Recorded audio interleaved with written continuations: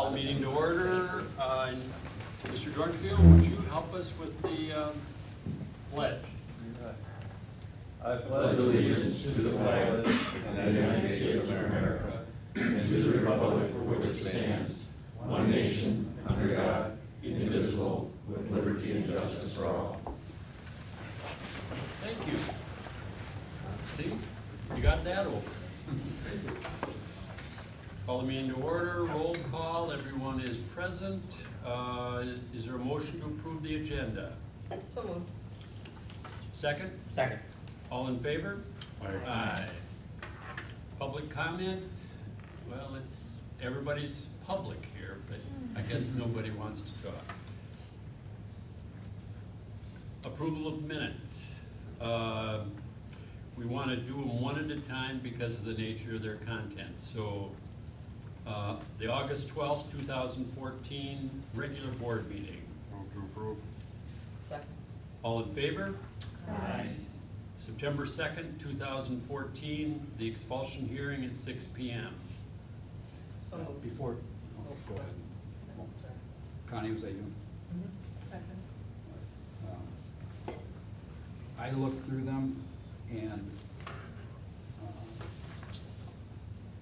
they looked okay as far as I was concerned, but I'm not in a closed session, so I assume the vote, you just need to check the vote for sure, because I don't know what that was. Vote? Yes.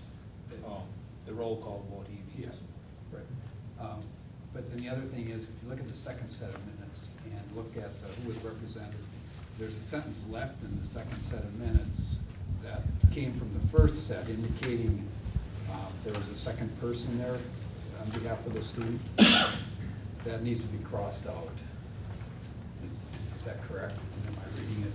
That would be correct. On which one are you talking about? Okay, on the 6 o'clock one, Oh. there were two people representing, or on behalf of the student. Great. Correct. On the 731, there indicates that same second person that will be here. Oh, yeah. So I will need to cross that. So the motion for the second one will be with that correction. Other than that, it looked, seemed to be okay. Do you On see this something one, else? yeah, this one, the, let me make sure I got the right. Yep, right here. This is the here. six, Thank you. it says a motion was made by Sandra Anderson. That's the 6 o'clock one? Yes, Okay. that's on the second page, just, that might be. Oh, yeah.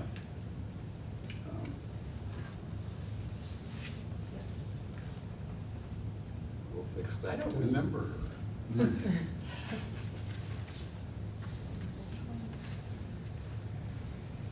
And there's another on third page. Here's my name's consistent. Oh,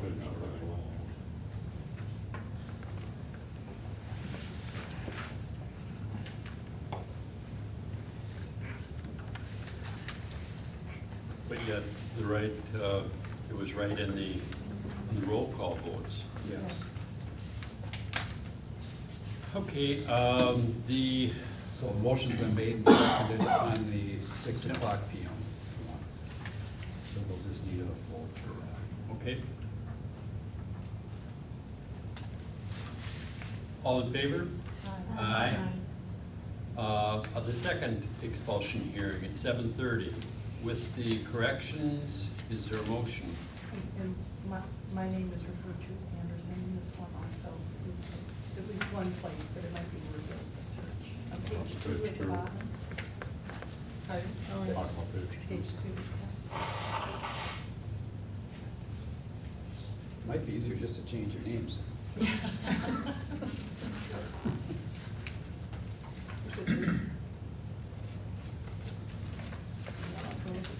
I'll make a motion on the second one, so moved with corrections to proper names. Thank you. Your second? Second. All in favor? Aye.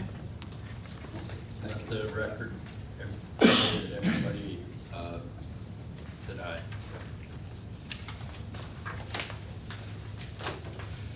Communications. Okay, donations, a lot of nice donations, again, this month, Knights of Columbus, $596.50, I believe that's from their Tootsie Roll sale.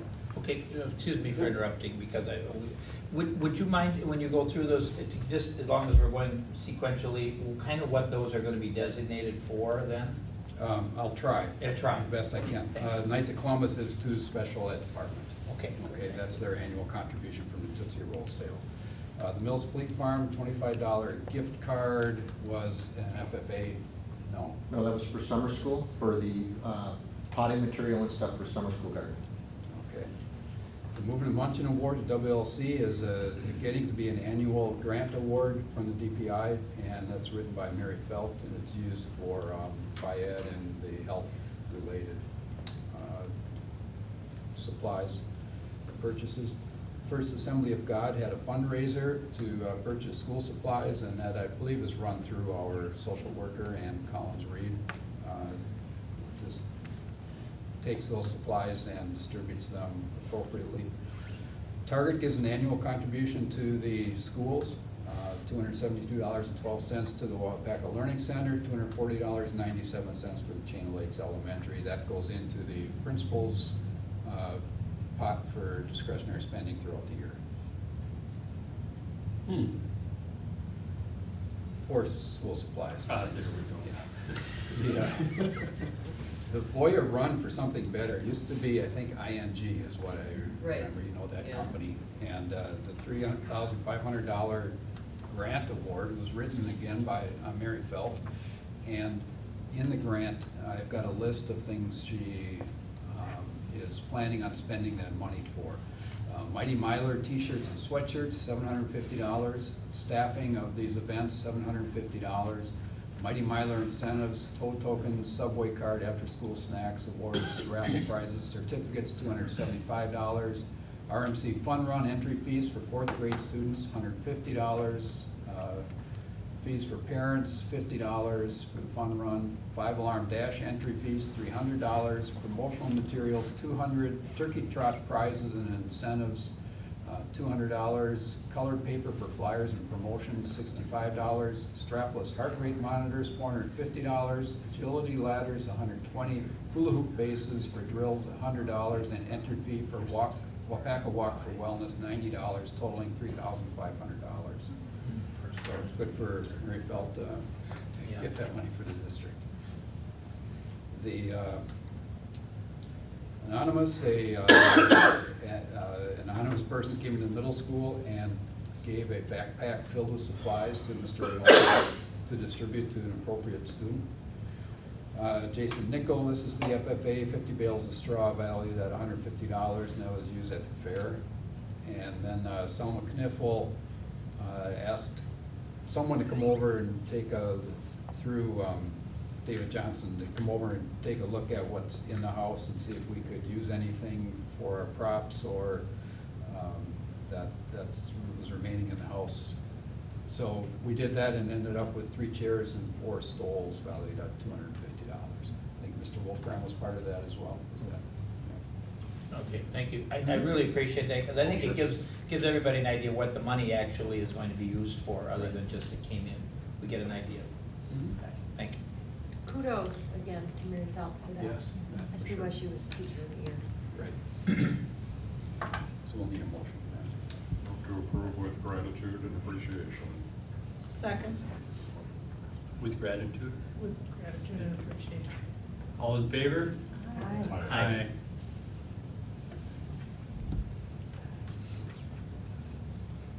Thank you notes. Yeah,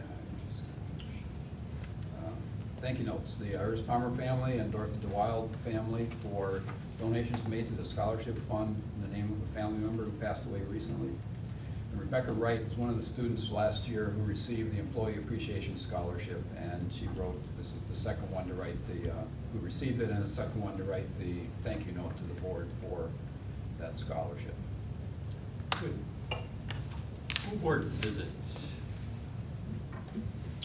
Well, I'll speak on, I went last week, I stopped at the high school, which doesn't seem like much of a visit on my behalf, but I went after hours and spoke to the young man who is now my replacement there, Mr. Mark Oddie. We had a nice conversation, and I hadn't really had a chance to sit down and talk with him, So I thought I would do that for a lot of reasons, but he and I just had a really nice conversation about his background, his concerns that might have as a teacher coming into a new district. I offered whatever help I could give to him, and it was really nice just to visit with him. Then I walked over and talked to the young woman who is the new art teacher. I had only met her for about 30 seconds last spring. We were introduced, but I really hadn't had a chance to talk to her. So I did the same thing, just introduced myself and visited with her for some time. She seems to be doing just fine, that I can tell. Very excited, very enthusiastic, and we just spent time kind of getting to know each other a little bit, and it was great because I hadn't really had a chance to do that. So I had planned to stop in and see the new choral teacher, but she was busy at the time with some things dealing with the play, so I didn't want to interrupt. So those are the people I stopped to see, the new people, the new staff members. Anybody else? I stopped and talked to the school social worker for quite a while, and I don't really have a report. I did see boxes of supplies that she had gotten that we just approved, and her job is just, as a social worker, I don't know how she gets up every morning and faces what she does. You know, the little bit of change that she can make every day is, I guess, what keeps her going. But she had quite a bit of contact with the gentleman that we dealt with last week and knew the families pretty well, and, you know, had tried to do what she could for those kids. And she just really does a heck of a job. She's seems to be very cool and calm and does what needs to be done and comes back the next day and holy smoke. We really need to appreciate her. Every year it seems like the kids get needier and needier, so it's a tough job.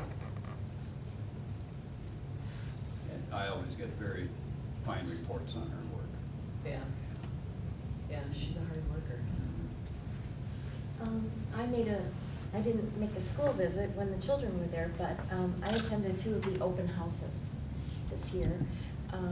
The couple days before school started, I started at the chain open house to introduce myself to the teachers there and some of the parents, and Rhonda was there and greeting all the parents at the door. And the school looked beautiful.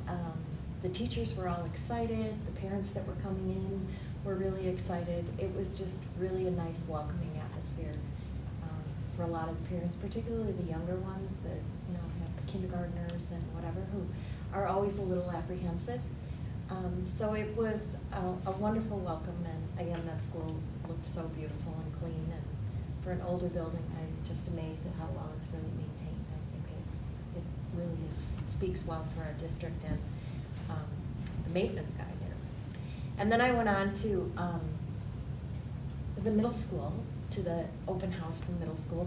It was geared toward 5th grade parents, new 5th grade parents, and then any new students that were coming in. And Ben did a great job of presenting the introduction for the parents. It was interesting. There was a fire alarm went off in the middle of not even the middle, about a third of the way into his presentation. And there was probably 2/3 of the auditorium full of parents and young people. And I was amazed at how orderly it was. People got up and moved. It was fast. We evacuated the building. Teachers were closing doors. It was the most efficient, unplanned fire drill I think I've ever seen. So while it was probably not a very timely thing in the middle of an orientation, it was really a good example, I think, to me as a board member, to the teachers, and to the parents and students too, that they take those things seriously, and it went well and it was orderly. So I think it ended up to be probably a good thing, although Ben looked like, oh really? Tonight? It was a 2-year-old, so. It was a 2-year-old that pulled the alarm? Well, it said pull.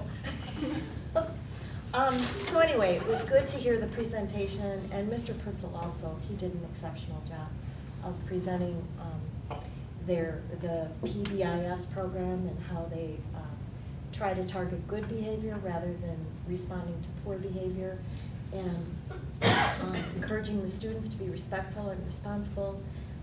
they went through the whole format of the agenda of fifth graders' day and what's expected from them.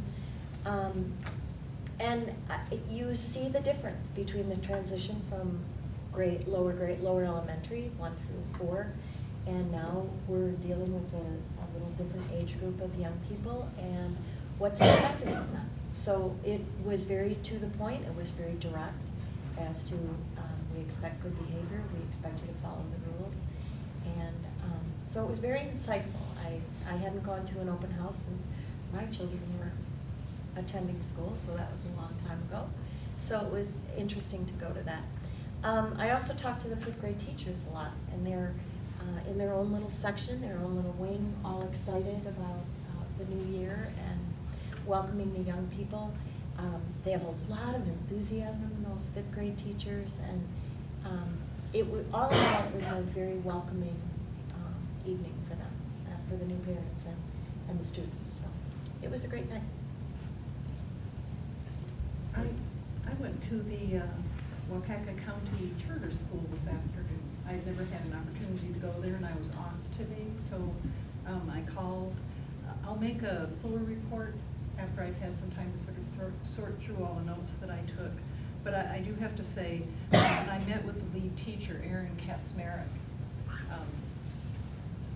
very, very interesting gentleman and program, and I think is a wonderful complement to the work that we do with challenging students in our district. I mean, it really is a wonderful support for students and families to have that resource available and so close at hand.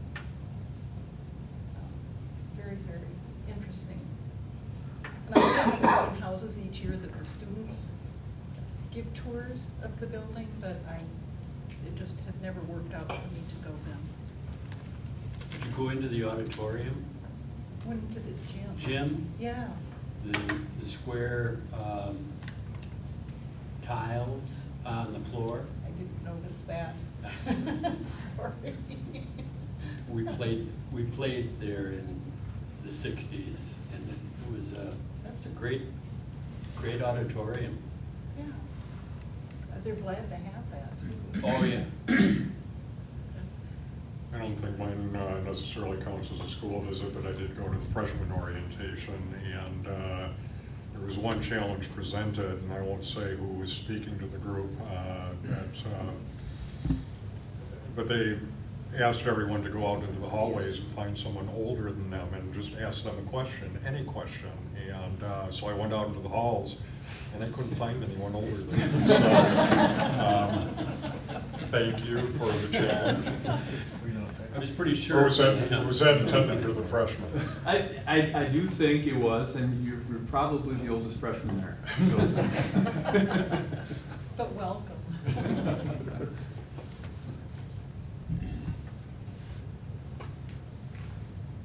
Okay.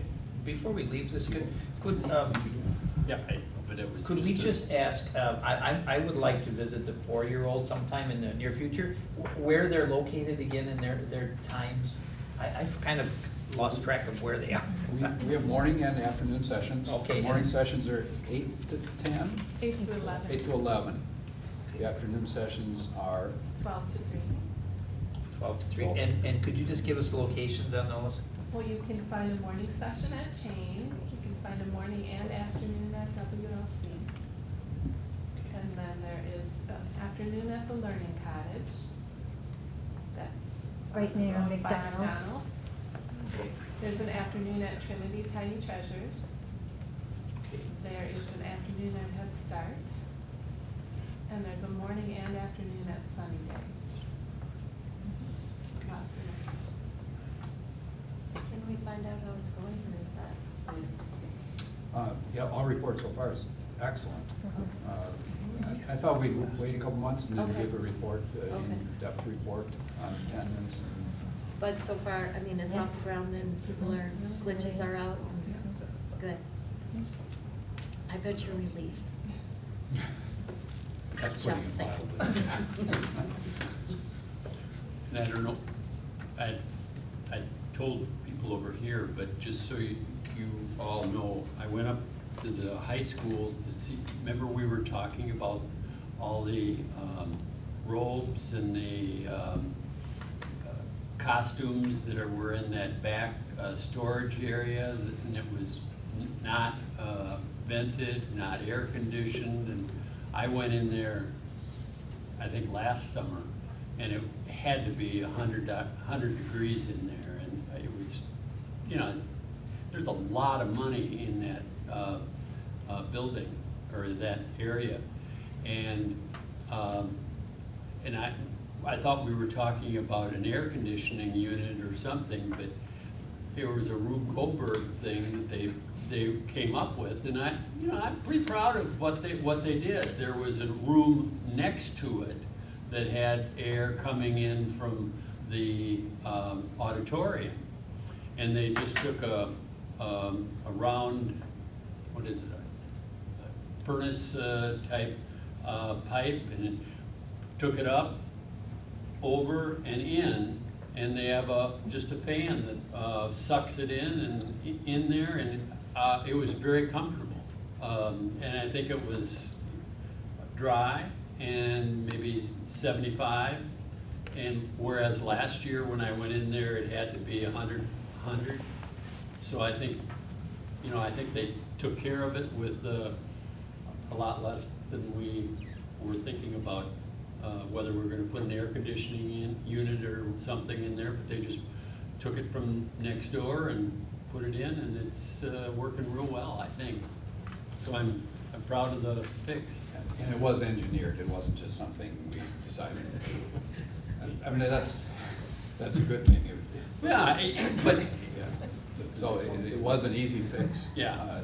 We were beginning to see the signs of mold in that area, and that's what triggered our need to ventilate.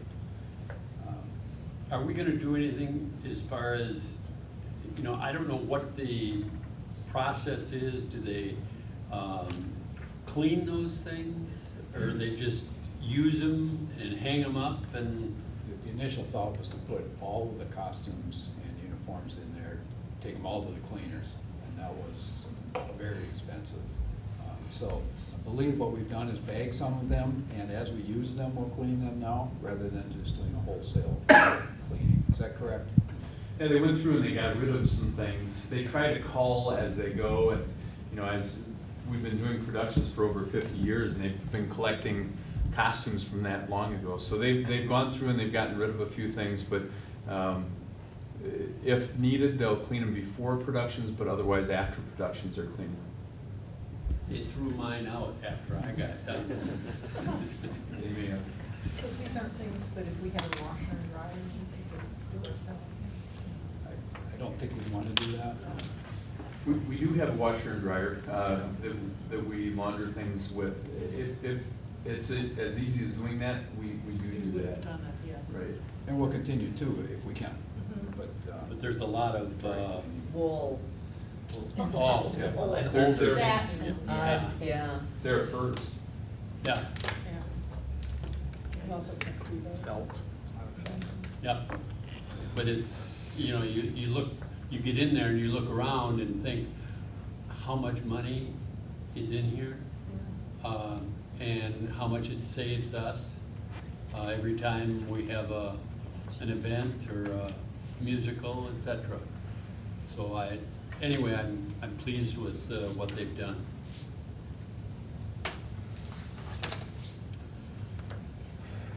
Committee action reports. The next step is to set our graduation date for the class of 2015.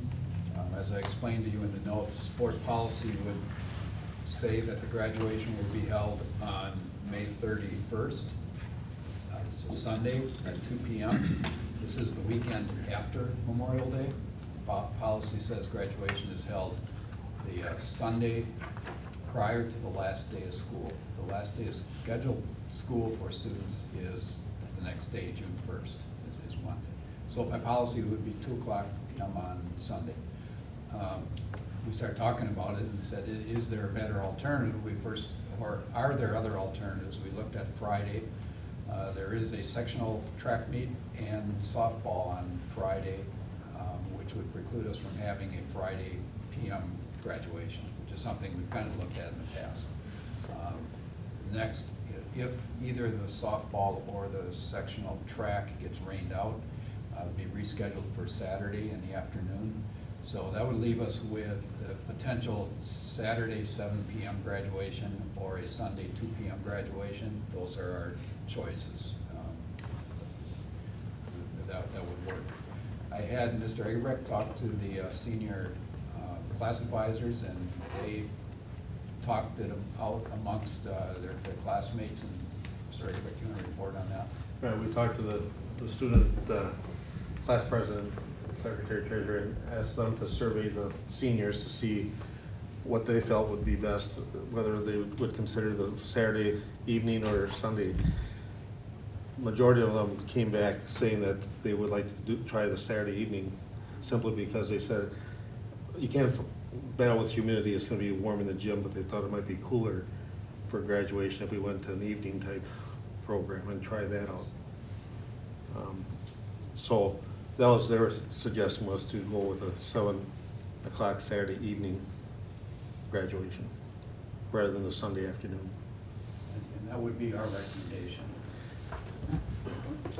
That could make it easier for travelers too. The idea behind Sunday on Memorial Day is that you've got travel days on both sides of that Sunday. If we had a Sunday here, you don't have that travel day on the Sunday. We did an evening back in 2005. Is that Friday how long night. ago it was? I remember it, and it was nice and cool. It was really a nice break from that afternoon heat. So that would be one vote for it. And that would allow, I think like your notes said, parties, you know, all day Saturday and all day Sunday. So that is a nice time.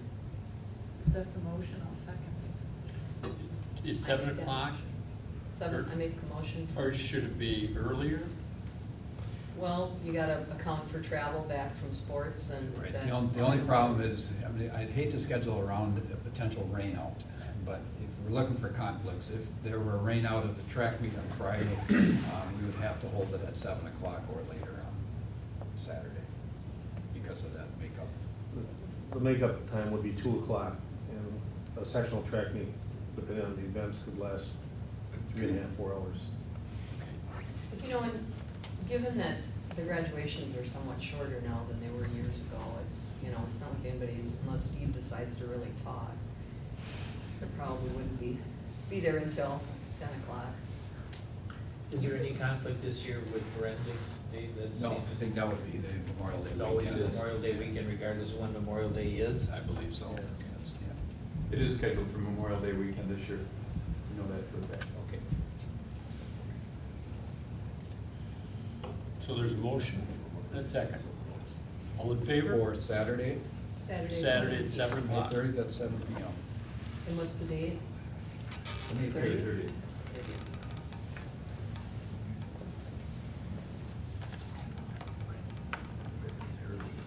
Does it have to be a roll call vote, or can we, all in favor?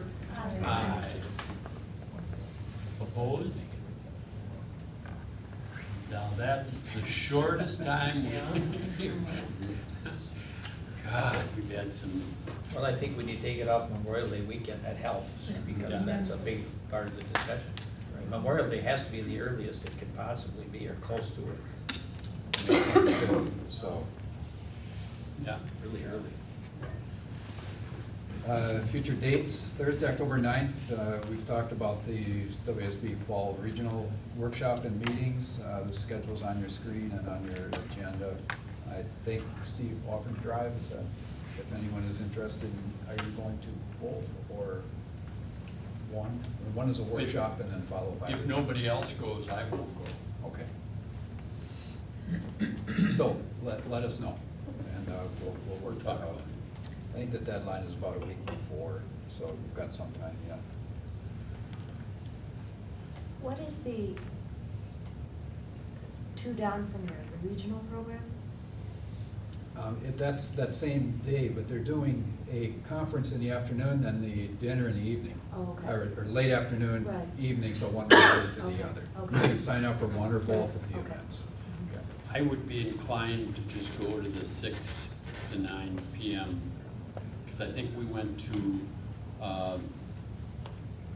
that legal and financial roles of school boards previously, Mhm. and it was a yawner.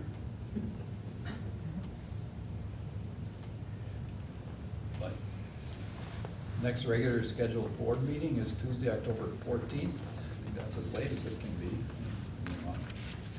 And then Thursday and Friday, October 16th, 17th. I don't think this used to be a two-day event, but the WSAA, which is the Attorneys Association, I believe. Is that what? No?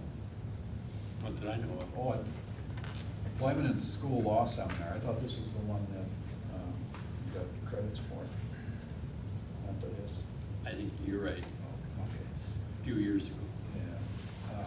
So anyway, if you're interested in going to that one in the Dells, let me know as well. We stay overnight?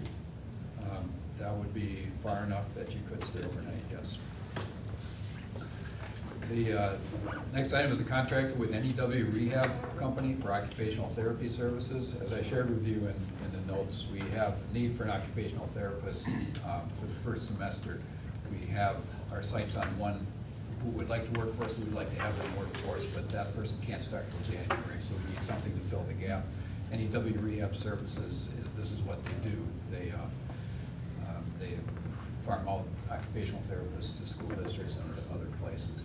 So I would ask for approval of that contract. The rate is $55 per hour. How does that relate to what? It's pretty close. $5 off, so it wasn't significant. And who are most of our students that are seen by our the occupational therapy? Can you give me a little Sure, scenario? primarily at the elementary level, early childhood, ages 3 through, we have quite a bit through 5th, 6th grade. And about how many of our students are presently seen in occupational therapy? We're about 45. About 45. And how often do they see a, Well, with this company, we're not going to be, they're not going, they get services once or twice a week. Once or Okay, twice. and we have an occupational therapist assistant, and she's in our district 5 days a week. And then with the contract here, she's contracted for just slightly less hours than we would typically contract somebody just because of her schedule. But sure. she'll be able to cover our needs. And is that typically a pull-out kind of program during the course of the day? It's a combination. We like to incorporate that occupational therapy services right in the classroom as much as possible, because what we are doing is supporting the academics and how to manipulate those fine motor skills right in the classroom. So some of it is pull-out, some of it is right in the classroom. Is there a motion to approve? Before making that, is this just until January at this point? Yes. Okay. Yes. Because they have Contract someone is- else. Yes, if that were to fall through or something, we would have to revisit this, but for this time, it is just the January. And these services are reimbursed by Medicaid? Yes, I'm not sure 100%, but there is, yes, we get to bill the hours of our service to the students. Is there a motion to approve? We've got a motion by Sandy. Second. All in favor? Aye. Next item is also an agreement or a contract with, this one's with Portage County for physical therapy services. We had last year a physical therapist working for us, Kathy Jensen, who was also providing services in the Birth to 3 program in Portage County. She was working as an independent contractor for Portage County, working on a contract for us. Made things a little bit complicated for her, and she came to us and said, would there be a chance that we could contract with Portage County, and then she would be working for us the entire time. We would then go to Portage County for the services she did for them.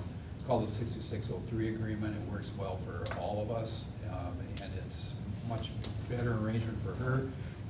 She's good. We want to keep her. We want to do what we can. So Portage County agreed. They were eager to do this as well. Good. Is there a motion? I should add that, sorry, the rate of pay for Portage County is slightly different than the rate of pay for us. So she is, her contract specifies 2 separate rates of pay depending on the time card that she turns in. So even though we're paying slightly more than Portage County, she'll still be earning the Portage County rate of pay when she puts in those hours. About how many hours would she spend in our district, Dave, do you think, on a weekly basis? 15 hours. 15 hours. And in Portage County is a little bit less than that? No, it's 16 hours. because Oh, they it's have- almost the same. So, Now, no, sorry. is there a motion to approve? I'll make a motion, we approve the 66.03 agreement with Portage County for a physical therapist. Second. All in favor?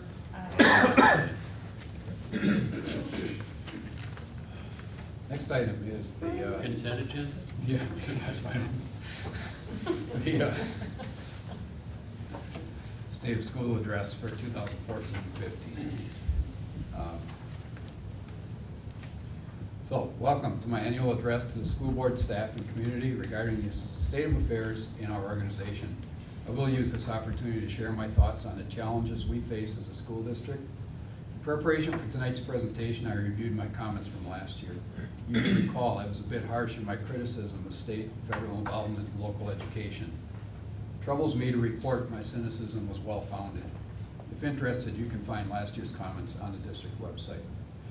Battles over what we teach and how our efforts will be measured continue to dominate the political scene, leaving school boards, teachers, and administrators in a quandary as to how to proceed and whether our efforts and hard work will be valued enough to allow us to maintain our course. At the same time, the local property taxpayer in Waupaca is being asked to contribute a greater portion of our per-student cost, while other districts in Wisconsin, spending much more per student than we do in Waupaca, will see local property tax relief in the form of additional state aid. I will repeat my call for Wisconsin to develop a better funding formula for schools.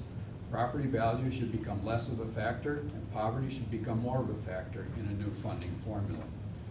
This ongoing trend will be explored further as we get closer to setting a budget for the 2014-15 school year in October. 2 years ago, I shared information relative to Wisconsin's education reform package and how higher expectations will be set for our students, educators, and schools in the following areas. The first is standards and instruction, in other words, what and how students learn.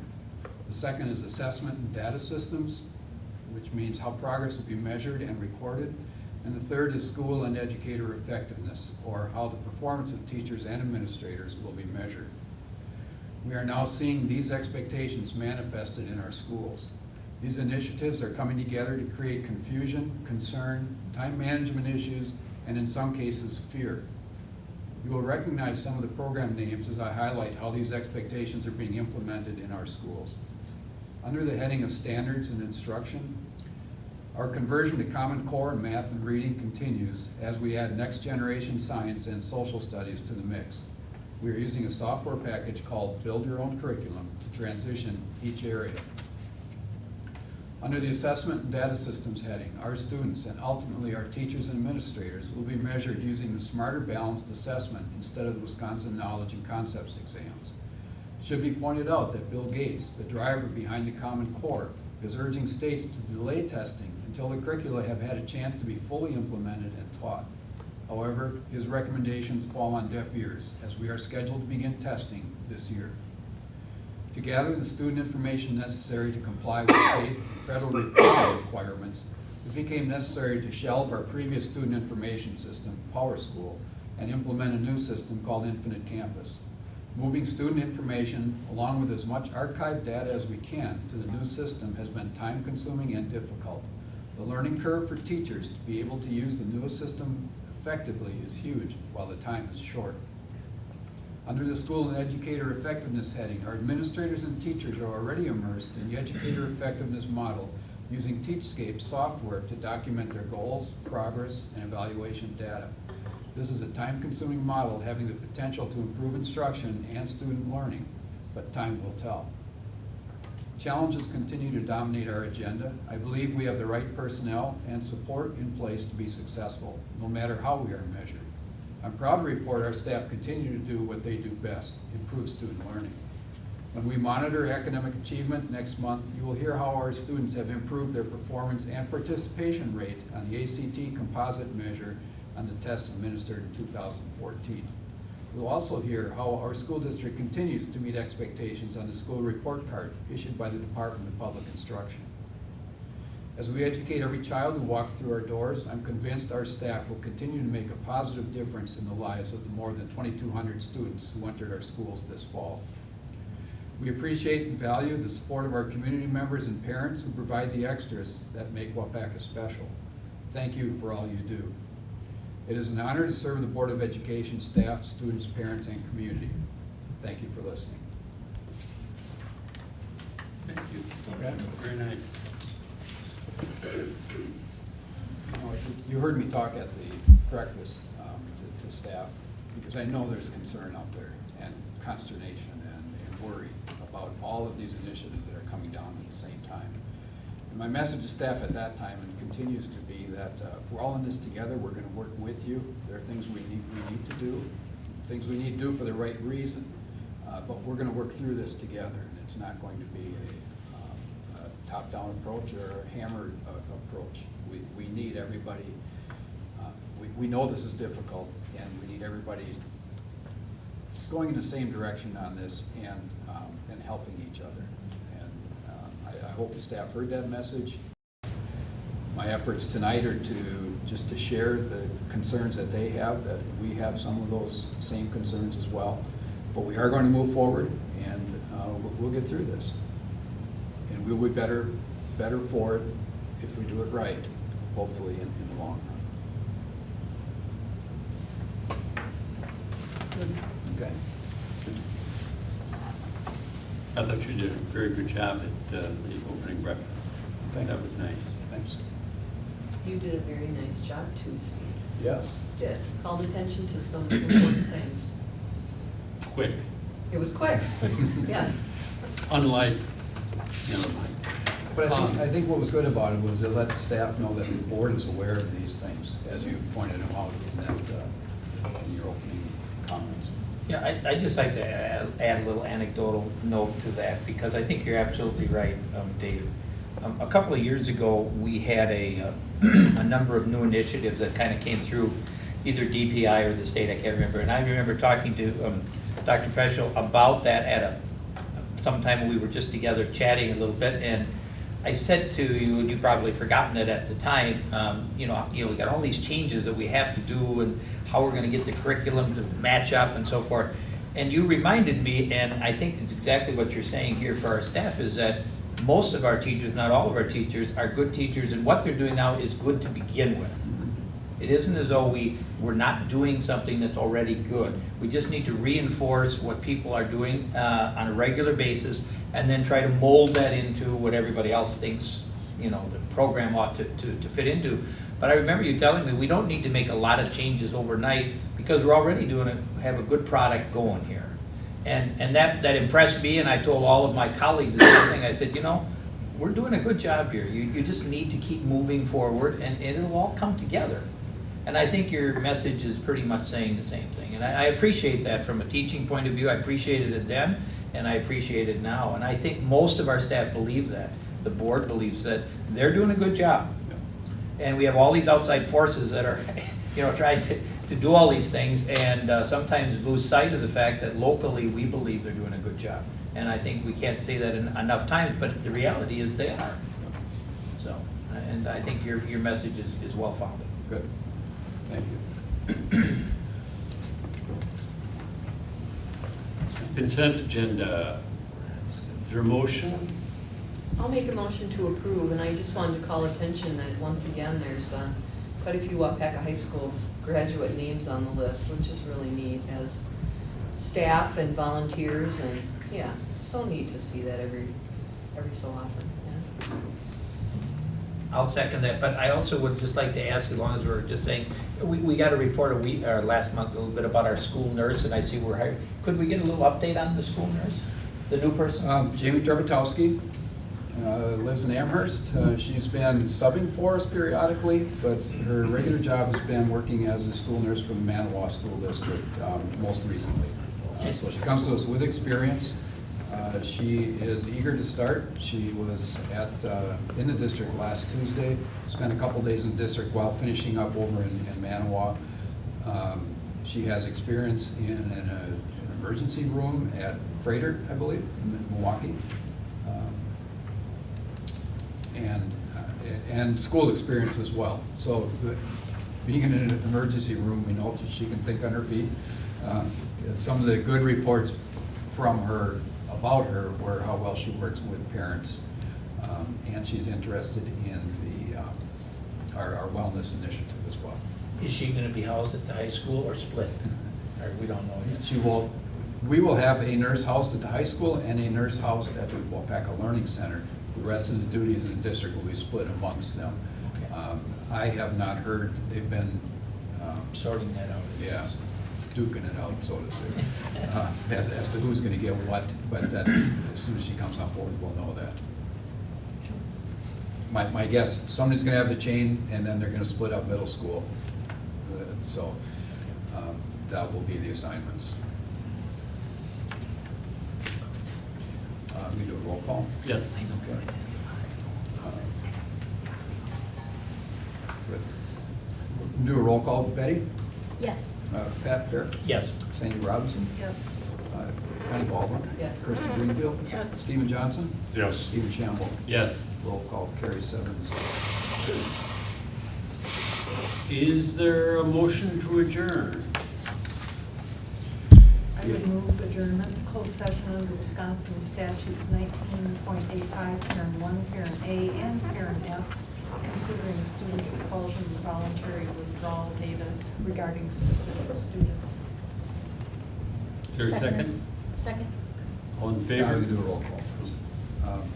Connie Baldwin? Yes. Kirsten Greenfield? Yes. Stephen Johnson? Yes. Sandy Robinson? Yes. Patrick Fair? Yes. Betty Mannion? Yes. Stephen Shamble? Yes. A roll call on a adjournment to full session is required by law, and that's why with Jim Macy here the other night that I jumped in and did that. So we need to do it right. We will take a 5. Yeah, administrators, I'd like, actually, anybody in the room can, except for the camera, can stick around if you'd like. You're not required, it's not necessary unless you're reporting, but, okay. Thank you.